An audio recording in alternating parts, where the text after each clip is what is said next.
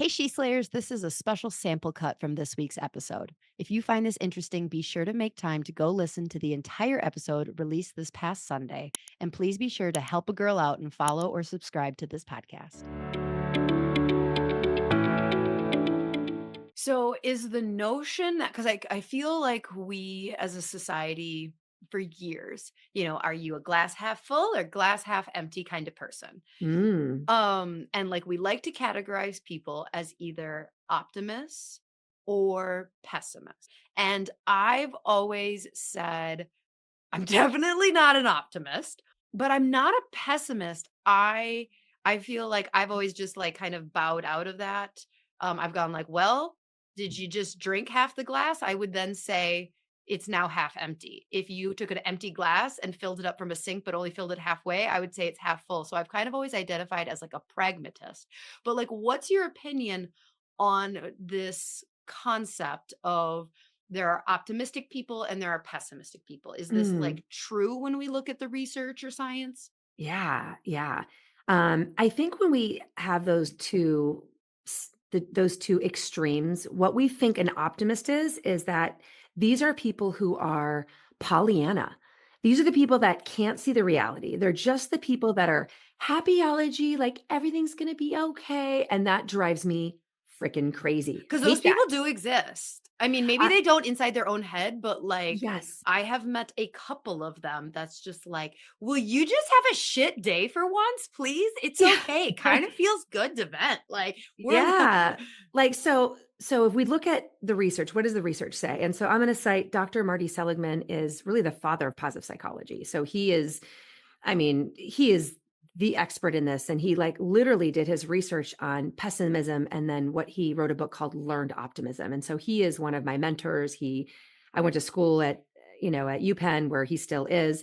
And so I just want to share with you, like, I mean, sometimes we just think, what is your opinion? But let's really look at the research. And that's where I'm kind of a geek at heart because I sometimes just kind of have my knee-jerk reaction, but then I want to look at like, okay, so what is true, what is right? And let me be open to changing my point of view. So being overly pessimistic is usually defined as when something happens, right? People just say like the sky is falling, it's never going to work, so we shouldn't even try. And obviously, that mindset every time you encounter adversity is not very good because if you're saying like the sky is falling and it's never going to change and we're never going to overcome it, what does that do? It makes you stop trying, right? So, so being that's really the way the literature defines pessimism is, it's never going to change, it's going to ruin everything. So, learned optimism is not happyology. It is not like, oh, everything's going to be okay. We're going to pretend like there's no challenges. Like, that's just stupid. But optimism is both realism, like, what is the challenge that we're facing? Like, it today really sucks because we have a huge setback. And let's just take a moment and acknowledge that this really sucks. So, you can do that as someone who's can be optimistic, but then you have to just take that next step and say, okay, this hurdle was out of left field. It really sucks. I believe that we can figure out a way to overcome it. It's not going to be easy.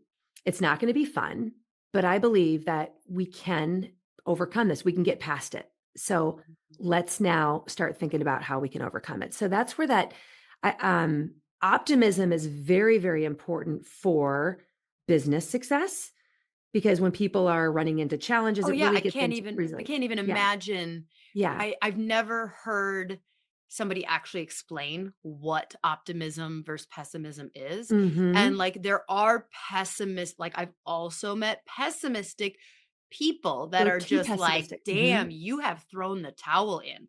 Like, it's just like, well, what are you gonna do? Life sucks, then you die. Like, Yeah. and I And then can't and then imagine think that about person being in a leadership role.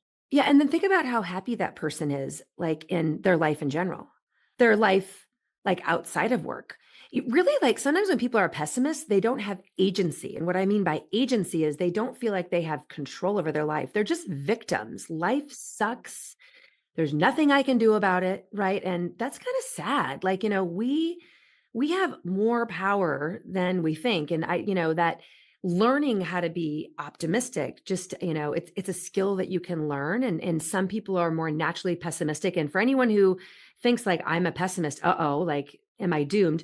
Yes, you are. Um, the way that Just our kidding. Jill brain is says kind of, no. yeah, no, Jill it's says not, you you're can not, learn. you can learn. And in one way, it's not your fault because our many times our brain is wired to be more motivated by risk and fear than it is, the things that you can have. But there's ways that we can train our brain to like amplify the potential of, what could be instead of just letting so for anyone who maybe is a little bit more of like, maybe I'm more, pessimistic, there's things we can do to literally, like when you start doing the work to move into this like learned optimism. I mean, it's called learn optimism for a reason because you can learn how to do it. But when you start trying to do that, you start literally rewiring your brain. I mean, it's the crazy thing about, oh my gosh, like our brains and neurology and plasticity. When you start kind of doing these little workouts in your brain to be more optimistic, it's kind of like a muscle. The first time you try to like lift really heavy weights because you have like wimpy biceps, it's like, oh my God, it's so hard and it's so sore. Like, but the more you keep doing it, you can work out that part of your brain. And then as it gets stronger, it becomes easier. So yes, there's hope.